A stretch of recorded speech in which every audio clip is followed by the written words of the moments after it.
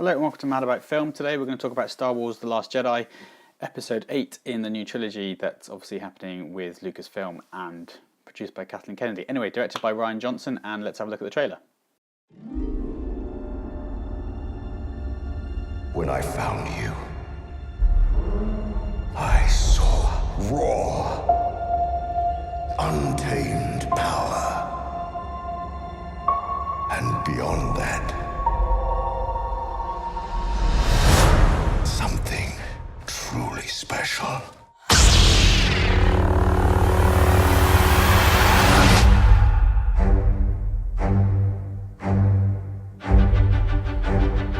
Something inside me has always been there. But now it's awake. And I need help.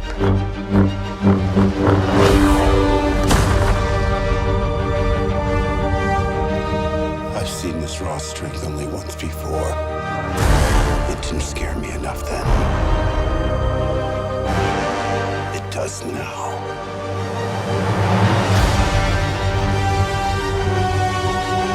Let the past die. Kill it. If you have to. That's the only way to become what you were meant to be.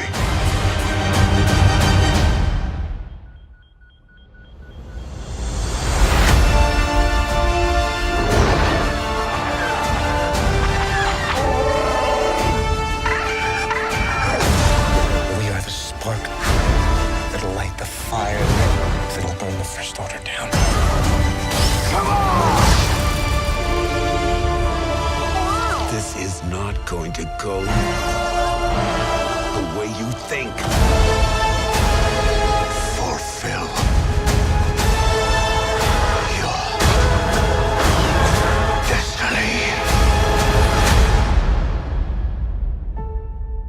I need someone to show me my place in all this.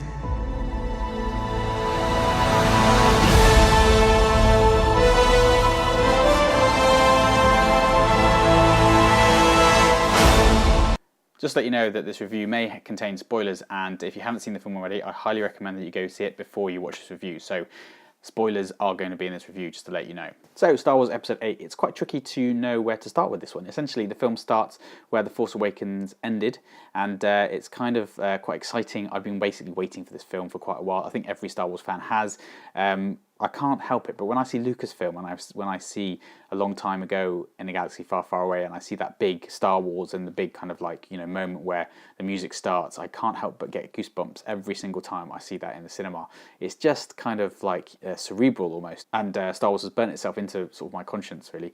But I'm obsessed with Star Wars, always have been since I was a kid, and it's kind of exciting to see that, to see where this new episode actually takes us. The thing is, Rian Johnson is not my favourite director in the world. He did Looper, he did Brick. I liked Brick, I thought Brick was very good. I thought Looper was questionable at the best of times. And there is, while I can't discredit the fact that he's been chosen to be the helm of this particular Star Wars film, there is still Rian Johnson-isms in this film which kind of actually make me wonder whether or not he was the right choice as a director. Star Wars is a franchise, and the thing is, as a franchise film, you're going to have staple ideas and characters that are going to exist. So in a way, the actors almost know how to play their parts within the context of the story, and that was very much firmly established by J.J. Abrams in the Star Wars The Force Awakens.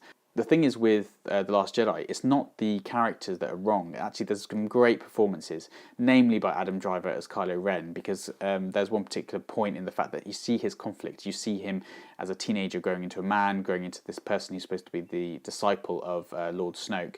But the thing is, his conflict is very apparent, and Adam Driver plays that really well. Luke Skywalker is the revelation in this film, in that the fact that Mark Hamill hasn't played this role, significantly for such a number of years, and yet he inhabits the role so well and kind of almost brings a new vision to Luke Skywalker in this film, which I think is really, really wonderful. And I think that it's great to see Mark Hamill kind of embraced Luke Skywalker again as a character. I mean, he's known for it. I mean, what other characters have you seen Mark Hamill play other than the last film I remember seeing Mark Hamill in was Jay and Silent Bob, a Jay and Silent Bob film, or like I know he was the voice of the Joker in the animated series. But anyway, the point is Luke Skywalker is Mark Hamill, and Mark Hamill is Luke Skywalker. And the thing is, you know, he doesn't play the legend of Luke Skywalker. He doesn't play the idea to what Luke Skywalker represented in the original trilogy. He's kind of he's like Obi-Wan Kenobi, but he's basically browbeaten, and he's also kind of lost his faith in the religion, essentially, and that's the point. I think that's the thing, that you see this grizzled and kind of, you know, human character, and someone who has lost the idea of what he really, really believed in, and for someone to come back and become the legend as he is pointed out to be in this film, that's the most important thing about the character in this film. So Daisy Ridley's Rey is essentially the kind of like leading character in this film, and she needs to find herself in this universe as well as her purpose within the Resistance, and the fact that she brings the lightsaber to Luke Skywalker means that she's at one with the Force, and essentially also she has a connection with Kylo Ren in this film, which is really interesting because they're connected by the Force in so many ways, and yet, you know, you don't know whether they're related. You're kind of wondering whether they're brother and sister. You know, it'd be a bit cheap, I think, to say that they are related, because, you know, you kind of have to figure that out for yourself when you watch the film. But the connection between Kylo Ren and Rey in this film is really, really strong, and that obviously comes to a peak in this film, and there's a kind of a point where that comes to the forefront. The idea of Adam Driver playing Kylo Ren and the son of Han Solo and Princess Leia, and described often in this film as Ben Solo, the casting is perfect. He is such a good character to show the conflict of someone who is fighting between the ideas of good and bad, and he's so good in this film. It's just, that's the one thing, that's one of the other things other than Luke Skywalker in this film that is superb. I think Adam Driver was perfect casting, and he plays his role perfectly. I mean, he's just a mean guy, and I think that's really good. And also, there's a counterbalance to that. There's General Hux, who's kind of like the Moff Tarkin within this film, and that's ably played by Domhnall Gleeson, who is superb, and also gets some of the laughs because, you know, being the straight kind of British villain as such, even though he's Irish. But anyway, the idea of that is just spot on. It's great to see Domhnall Gleeson really enjoying that role, and also the dichotomous relationship between Domhnall Gleeson and Adam Driver's Kylo Ren. Supreme Leader Snoke is the epitome of evil in terms of the dark side, you know, the Sith Lord. The idea of, you know, what was Palpatine is now Lord Snoke, and he's played to great CGI effect by Andy Serkis. But, you know, with Andy Serkis doing no wrong at the moment, you can't see where he's going to go fault with that particular character. Lord Snoke is evil and is the driving force between trying to manipulate the whole situation. So one thing I'd say about this film is that there's a lot of twists and turns in this film, and that's been ably handled by director Rian Johnson. And the kind of weaving together of the threads is kind of like really interesting. There's one particular scene, I think, there's a couple of scenes, I think, where I feel like there was too many plot lines. You know, essentially you've got the Rey and Luke Skywalker dynamic. You've got the Rey and the Kylo Ren dynamic. You've got see Finn meeting this new engineer called Rose Tico, played by Kelly Marie Tran, and that dynamic is good. I mean, Kelly Marie Tran is really good in the film, but essentially that's maybe a subplot too far. They go to kind of this Monaco style kind of planet where you know, there's loads of gambling, and there's this kind of excess of life within the galaxy, and it's really interesting to see that kind of sort of storyline play out. But again, that's a subplot too many. Then there's a dynamic between Oscar Isaac's Poe Dameron with Laura Dern's Vice Admiral Holdo, which is really interesting. And again, there's the kind of like they try and play it a bit like a sort of a Leia Han Solo kind of dynamic, but actually, you know, it's really interesting about why that particular plotline allows for the next stage of the film to go. Basically, with Last Jedi, there's a lot of subplots. They tried to cater for a lot within the film, and the thing is, I do feel that the film could have been kept a little bit simpler. You take out one subplot here, maybe one subplot there. It's like, did you need Finn going off on another dynamic journey with another engineer when he's got a dynamic between Captain Phasma and himself, which also comes out in this film? It's like watching Spider-Man 3 with too many heroes, you know? It's kind of like there's too much going on. But essentially, the thread is whole, and the thing is, the spectacle is great, and the film is fun, and the whole film itself is a joy to watch, and that's the thing that I can't detract from. Okay, I have my bugbears about the particular points and the particular characters in the film, but essentially the spectacle of it is so good, and the way it's handled, and the way the franchise is kind of like brought to the forefront, and the way they combine the past with the new, and the old characters and the new characters, that's the thing that is the real dynamic that works within this film.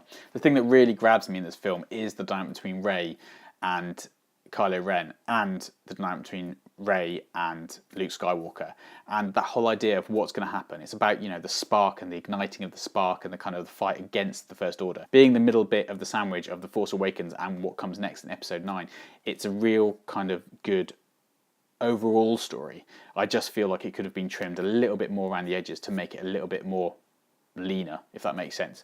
You know, you don't want to have a steak with loads of fat. You want the steak and the pure prime meat to kind of really work your bones. That's a really bad analogy. But anyway, the point is Star Wars The Last Jedi does succeed as a whole because the characters are great and the characters are brought together really well in terms of direction. I do think there's too many subplots, that's the point, and I think that that's the thing that kind of holds the film back. But essentially, in terms of spectacle and fun and it being Star Wars, it does deliver in that sense. There's just something about franchise overload for me at the moment. I think it's with the superhero films, you know, Marvel, DC, all that stuff. The franchise of Star Wars is being diluted, and that's the thing that really bugs me about The Last Jedi. I love Star Wars. I absolutely love Star Wars. It's the being and everything that I had when I was a kid, and everyone loves the Kenner toys. Rian Johnson talks about the Kenner toys being his favourite thing, and when he went to the Millennium Falcon for the first time in the first set, he kind of welled up because he was thinking about the Kenner toys and not the actual movies. But the point is that for it to really live and breathe, you may need a better director at the helm. And to be honest, I'm kind of glad to hear that J.J. Abrams is coming back for Episode 9, because J.J. Abrams has that ability to make the film a little bit leaner. For me, The Last Jedi succeeds, but there's too many set pieces. So essentially, I'm going to give it 4 out of 5, but a reluctant 4, and I'd rather give it 3.5. But essentially, go see it. It's worth checking out. If you like that review, please click here or there for basically looking at another film on the channel. Please like and subscribe. I would love to hear what you say. I would love to hear what you think about The Last Jedi, and do give me a shout in the comments below. Press that like button, and I will hope to see you soon in the next review.